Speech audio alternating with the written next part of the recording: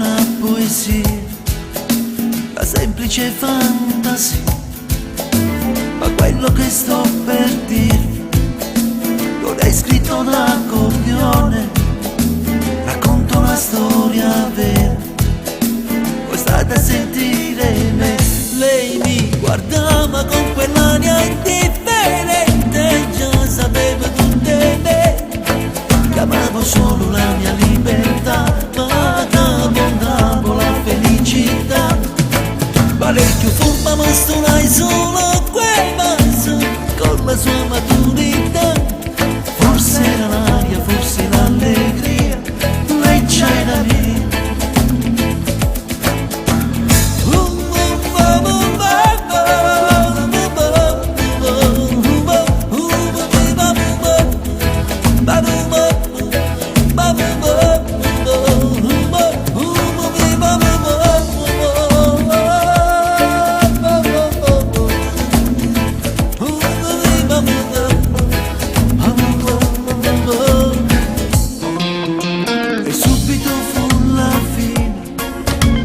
Questa storia un po' strana mi lei lascerà un ricordo che forse non muore più.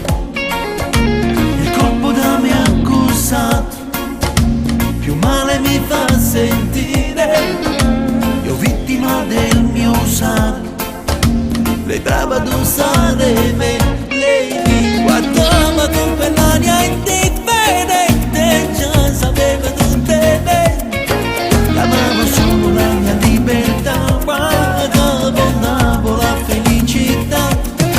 Parecchio furba ma stonai solo quei vaso con la sua maturità. Forse era l'aria, forse l'allegria, lei c'era me. È durato poco, era solo un gioco, io cammino te, essa dava te, non aveva niente. Quasi non parlava mentre chi la è chiusa allontanava. Non mi buttavo bene, mi lasciavo male. Odio quelle sere d'avventura, pacchi amore, amore, tutte le parole si potevano così. E mo pure saccio che è una delusione, saccio che potevi soffrire per una donna che ti pianta in assa ci sta a morire.